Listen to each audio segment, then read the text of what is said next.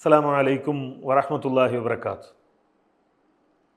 നബി സല്ലല്ലാഹു അലൈഹി വസല്ലമ ഒരു വീട്ടിലേക്ക് കടന്നു ചെല്ലുമ്പോൾ അവിടെയുള്ള കുട്ടികൾ വഫീനാ നബിയ്യുൻ യഅലമു മാ ഫീ ഗദി, ഞങ്ങളുടെ കൂട്ടത്തിൽ നാളെയുള്ള കാര്യങ്ങൾ നടക്കുന്നത് അറിയുന്ന ഒരു നബിയുണ്ട് എന്ന് പറഞ്ഞപ്പോൾ അതിനെ എതിർക്കുകയും അങ്ങനെ പാടാൻ പാടില്ല എന്ന് പറയുകയും ചെയ്തത് നമ്മൾ കേൾക്കുകയുണ്ടായി. ആ ഹദീസ് മനസ്സിൽ വെച്ചുകൊണ്ട് നമ്മളുടെ മൗലിദ് കിതാബുകളിലൂടെ നമ്മളൊന്ന് സഞ്ചരിച്ചു നോക്കൂ.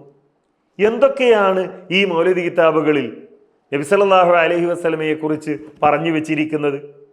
അള്ളാഹുവിൻ്റെ റസൂല് പറഞ്ഞു എന്നതിൻ്റെ പേരിൽ, അള്ളാഹുവിൻ്റെ റസൂല് പറഞ്ഞു എന്ന പേരിൽ, നബി സല്ലല്ലാഹു അലൈഹി വസല്ലമയുടെ പേരിൽ ആരെങ്കിലും മനഃപൂർവ്വം കളവ് പറഞ്ഞാൽ നരകത്തിൽ ഇരിപ്പിടം ഉറപ്പിച്ചു കൊള്ളട്ടെ എന്നാണ് നബി സല്ലല്ലാഹു അലൈഹി വസല്ലമ താക്കീത് നൽകിയത്.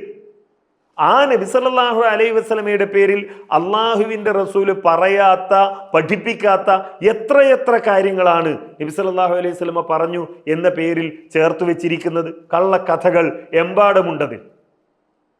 ആ നബി സല്ലല്ലാഹു അലൈഹി വസല്ലമ ഇവിടെ നമ്മൾ കണ്ടു, എന്താ ഇവർ പറഞ്ഞത്? നാളെ നടക്കുന്ന കാര്യങ്ങൾ അറിയുന്ന നബി എന്നാണ്. എന്നാൽ മൗലിദ് കിതാബിലുള്ളതോ ഇർതകബ്തു അലൽ ഖതാ ഗൈറ ഹസ്രിൻ വഅദദ് ലക അശ്കു ഫീഹി യാ സയ്യിദി ഖൈറൻ നബി. ഞാൻ ഒരുപാട് തെറ്റുകൾ, ഖതഉകൾ എൻ്റെ ജീവിതത്തിൽ വന്നുപോയിട്ടുണ്ട്. എണ്ണി തിട്ടപ്പെടുത്താൻ കഴിയാത്തത്ര തെറ്റുകൾ, തെറ്റുകളുടെ വാഹനപ്പുറത്ത് ഞാൻ കയറിപ്പോയിട്ടുണ്ട്. അത്രയേറെ അബദ്ധങ്ങൾ വന്നുപോയിട്ടുണ്ട്. നബിയെ, അങ്ങയോടാണ് ലക അശ്കു, ലക അശ്കു, അങ്ങയോടാണ് ഞാൻ ആവലാതി പറയുന്നത് എന്നാണ്. തെറ്റുകൾ സംഭവിച്ചു പോയാൽ ആവലാതി പറയേണ്ടത് അള്ളാഹുവിൻ്റെ റസൂലിനോടാണോ അതല്ല അള്ളാഹുവിനോടാണോ? അള്ളാഹു പഠിപ്പിച്ചതും അള്ളാഹുവിൻ്റെ റസൂല് പഠിപ്പിച്ചതും തെറ്റുകൾക്ക് അള്ളാഹുവിനോട് പൊറുക്കലിനെ തേടുക എന്നാണ്. എന്നാൽ ഇവിടെ ചെയ്യുന്നതോ അള്ളാഹുവിൻ്റെ റസൂലിനോടാണ് നമ്മൾ പൊറുക്കലിനെ തേടുന്നത്. യാ സയ്യിദ സാദാത്തി ജീതുക ഖാസിദൻ, അള്ളാഹുവിൻ്റെ റസൂലെ, ഞങ്ങളിതാ യാ സയ്യിദ സാദാത്ത്, നേതാക്കന്മാരുടെ നേതാവേ, അങ്ങയെ തേടി അങ്ങയെ പ്രതീക്ഷിച്ചുകൊണ്ട് ഞങ്ങളിതാ വന്നിരിക്കുകയാണ്. ജീതുക ഖാസിദ അർജു ഹിമാക ഫലാ തുഖയ്യിബ് മഖ്സദി, അങ്ങയുടെ സംരക്ഷണമാണ് ഞങ്ങൾ ആഗ്രഹിക്കുന്നത്, ഞങ്ങളുടെ ഉദ്ദേശത്തെ അങ്ങ് വെറുതെയാക്കരുതേ എന്ന് നബി സല്ലല്ലാഹു അലൈഹി വസല്ലമയോട് പറയുന്നു. അബ്ദുക്കൽ മിസ്കീൻ യർജു, അങ്ങയുടെ ദരിദ്രനായ അടിമ ആഗ്രഹിക്കുകയാണ്. ഫളലക്കൽ ജമ്മൽ ഗഫീർ, അങ്ങയുടെ പൂർണ്ണമായ ഔദാര്യം പ്രതീക്ഷിക്കുകയാണ്. ഫീക ഖദ് അഹ്സൻതു ലന്നി യാ ബശീറു യാ നദീർ എന്നിങ്ങനെ തുടങ്ങി. യാ ബഷീറു യാ നദീർ, ബഷീറായ നബിയെ, നദീറായ നബിയെ, അങ്ങയുടെ അഭയം, അങ്ങയാണ് എൻ്റെ സഹായം, അങ്ങയാണ് എൻ്റെ അഭയം എന്നൊക്കെ നബി സല്ലല്ലാഹു അലൈഹി വസല്ലമയോട് പറയുന്ന അതിരുകവിഞ്ഞ വരികൾ ഈ മാലയിലുണ്ട്, ഈ മൗലിദുകളിലുണ്ട്. ആ മൗലിദുകളാണ് നമ്മളോട് ചെല്ലാൻ പുരോഹിതന്മാർ പറഞ്ഞുകൊണ്ടിരിക്കുന്നത്.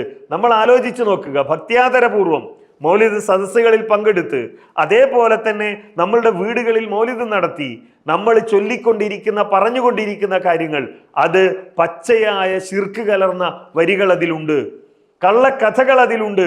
മുഹമ്മദ് നബി സല്ലല്ലാഹു അലൈഹി വസല്ലമ പറയാത്ത കാര്യങ്ങൾ പറഞ്ഞു എന്ന് പറഞ്ഞ അള്ളാഹുവിൻ്റെ റസൂലിൻ്റെ പേരിൽ കളവ് ചേർത്തുള്ള വർത്തമാനങ്ങൾ ഈ മൗലിദ് കിതാബുകളിലുണ്ട്.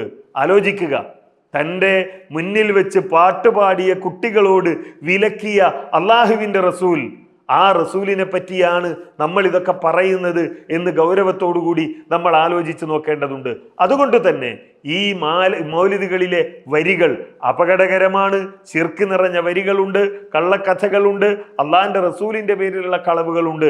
ഇത് പുണ്യമല്ല പ്രിയപ്പെട്ടവരെ നമുക്ക് നൽകുന്നത്, മറിച്ച് പാപമാണ് നൽകുന്നത്. അള്ളാഹുവിൻ്റെ ശിക്ഷയാണ് ഇത്തരം വരികളിലൂടെ നമുക്ക് ലഭിക്കുന്നത് എന്ന് ഗൗരവത്തോടെ മനസ്സിലാക്കുക. അള്ളാഹു അനുഗ്രഹിക്കുമാറാകട്ടെ.